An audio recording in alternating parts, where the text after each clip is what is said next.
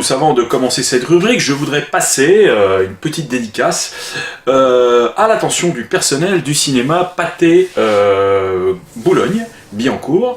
Voilà, pour vous résumer ma projection de Dumbo, l'avant-programme commence et flou, je ne dis rien, j'étais avec ma fille, le film démarre, il est flou, je sors de la salle, j'avertis le personnel responsable qu'il y a un problème de projection, on me dit oui monsieur on s'en occupe, je reviens dans la salle, un quart d'heure après le film était flou, je retourne une deuxième fois, ça faisait quand même 2 absences donc, je leur explique que le problème persiste, ils me disent ah bon ben nous on voit pas pourtant. Donc voilà, résumons, je me suis tapé Dumbo en projection floue. Alors j'ai une carte passe, ma fille était en tarif réduit, mais je pense aux gens qui payent plein pot une séance de film 3D, puisque le film était en 3D, à 15,50 €, ça fait un peu mal aux fesses. Donc je me suis calmé depuis, mais j'avoue que pendant un moment j'ai nourri des pensées un petit peu agressives à l'attention de ce projectionniste qui apparemment n'est pas doté d'une vision que je qualifierais de normale. Je veux qu'il meure, je veux que sa famille meure, je veux voir sa baraque en cendres, je vais aller là-bas au milieu de la nuit et pisser sur son cadavre. Nous allons donc parler aujourd'hui de Dumbo, réalisé par Tim Burton, avec dans les rôles principaux Colin Farrell. Voilà, donc le pitch, le pitch, on va dire que c'est une version live du dessin animé Dumbo, sauf qu'effectivement, dans le dessin animé Dumbo, l'envol du petit éléphant signifiait la fin du film, alors que là, l'envol du petit éléphant survient au bout de 20 minutes, donc après, on nous raconte une autre histoire, on va dire. Voilà, alors, soyons clairs, Dumbo est un film totalement insignifiant, anonyme, sans aucune trace du style burtonien, à part peut-être la musique de Danny Elfman qui, soit dit en passant, commence sérieusement à bégayer. Vous voyez, genre... on en a un peu marre. Pour le reste, donc, il aurait pu être réalisé par à peu près n'importe qui, et c'est bien le cœur du problème. Pour moi, ça fait bientôt plus de 10 ans que le cinéaste essaye de prouver qu'il est toujours ce cinéaste original et atypique que nous avons découvert dans les années 80, et dont la qualité de la filmo est en constante baisse. Ce depuis les années 2000. Entre films ratés et films de commande, dira-t-on. Bon, personnellement, c'est vrai que depuis un certain temps, je suis sa carrière en pointillé, parce que pour moi, son dernier grand film, c'est Sleepy Hollow. Pour moi, c'est vraiment le film somme de l'univers burtonien.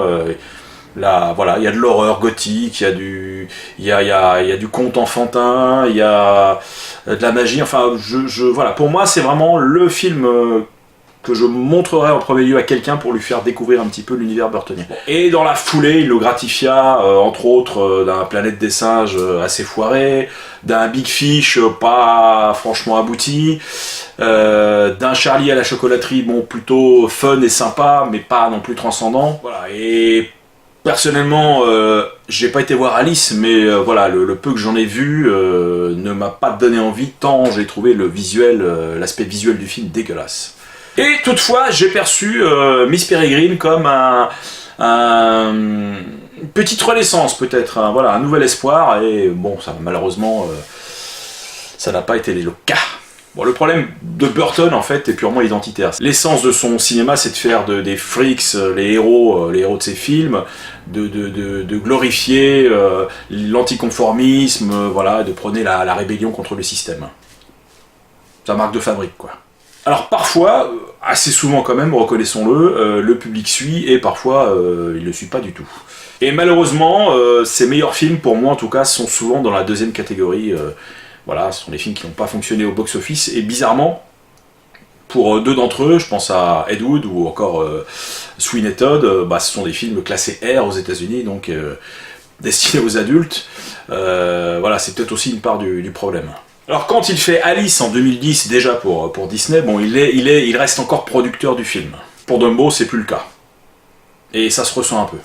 Alors comme vous le savez, Burton a bossé au début des années 80 pour Disney, notamment sur deux longs métrages, Rox et Rookie et Taram et le chaudron magique. Bon, avant de se faire remercier pour incompatibilité, on va dire, artistique.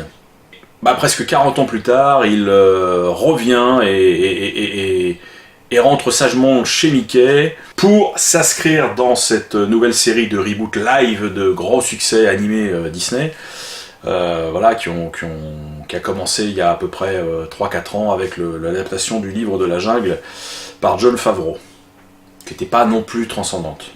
Voilà, et comme je vous le disais, Burton n'apporte rien de particulier à cette nouvelle adaptation live, et qu'on ne vienne pas me la faire à l'envers, sans la musique de l'Elfman, comme je vous le disais en préambule, je défie quiconque de retrouver le style burtonien dans ce film, clairement, ne vous foutez pas de ma gueule. Alors de plus, la mécanique de l'attelage Burton-Disney est tellement grosse qu'elle en devient gênante. Hein. C'est-à-dire que d'un côté, Disney lance un os à ronger à Burton, avec dans le script effectivement une allusion presque masochiste au danger qu'il y a à pactiser avec des gens puissants du showbiz. Donc voilà, c'est symbolisé par le personnage de Michael Keaton, gros producteur de spectacles et propriétaire d'un grand parc d'attractions. Burton a dû boire du petit lait en lisant ça dans le scénario, et en contrepartie, Burton offre à Disney son nom à défaut de son talent, pour cautionner ce Dumbo totalement plat, lisse et sans personnalité.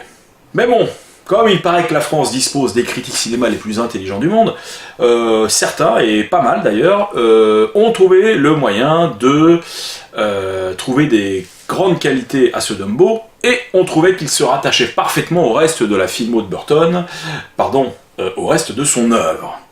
Et le mot est lâché, œuvre. Avec ce mot fourre-tout, on résume le problème de la critique française. Pour eux, en gros, un réalisateur fait le même film à chaque fois. Ils englobent à chaque fois le long métrage dans l'œuvre du cinéaste. C'est ainsi que des cinéastes comme John Carpenter, tardivement adoubés par la critique mainstream, s'est vu recevoir des critiques élogieuses pour les pires de ses films parfois. Je pense notamment à Ghost of Mars, qui était quand même, aujourd'hui, je peux le dire à voix haute, une sombre merde, ou alors encore Invasion Los Angeles. Franchement, regardez-le aujourd'hui, ça pique les yeux, quoi. Bon, fermeture de la parenthèse. Cette partie de la critique qui avait décidé d'adouber John Carpenter et de lui donner la carte, vous voyez effectivement dans tous ces films, y compris les plus mauvais, donc un message récurrent, en gros, chez Carpenter, fuck the system, et voilà, et pour eux, effectivement, ça composait une œuvre. Et la critique américaine, si effectivement elle marque parfois des différences de goût culturel avec nous, juge au moins les films un par un, et pour ce qu'ils sont, des films. Pas des pièces impossibles à critiquer négativement parce que faisant partie d'une pseudo-œuvre. Et c'est ça qui me gêne dans le cas Burton. C'est qu'effectivement, en saupoudrant dans tous ces films un petit peu de ces obsessions habituelles, dans les films à la qualité très variable, il se met dans la poche, quoi qu'il arrive, une partie de ses fidèles, quoi. Ah oui, toujours, Burton, toujours la défense des faibles, la défense des moches, la défense, l'anticonformisme, etc. Bref, le message de base pour Burton, j'ai envie de dire le minimum syndical. Alors, en gros, pour Dumbo, la méthode est identique. Alors, dans Dumbo, on voit des gens du cirque, différents, on voit des créatures étranges, on voit effectivement la victoire de l'anticonformisme sur le système. Alors, du haut de ma stature de Lilliputien qui n'aurait pas fini sa croissance et qui arrive à peine à la hauteur de la semelle du grand Tim, que j'apprécie toutefois, et c'est bien pour ça que je me permets de lui donner ces deux conseils. Petit 1, Tim, puisque tu as des messages à faire passer, envoie plutôt des textos, c'est moins chiant à lire qu'un film de 2 heures.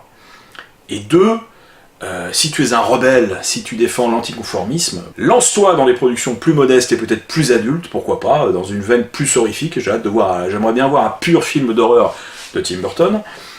Et arrête de te farcir des blockbusters à chaque fois que tu dois te refaire la cerise et redevenir bankable pour pouvoir faire après des films plus personnels, parce qu'en gros, un film sur 2 du coup de ta filmo est bancal, ou foiré, ou totalement nul. Et voilà, et tu auras peut-être à ce moment-là, avec des productions plus modestes, le final cut que tu sembles tant désirer pour pouvoir nous distiller tes fameux messages. Bon, et pour revenir à Dumbo, voilà, c'est pas la peine, n'écoutez pas la critique qui, bizarrement, est plutôt positive, et allez plutôt voir un bon film, quoi. Voilà. Bon, merci à vous, je vous dis à la prochaine. Portez-vous bien, continuez à regarder les films.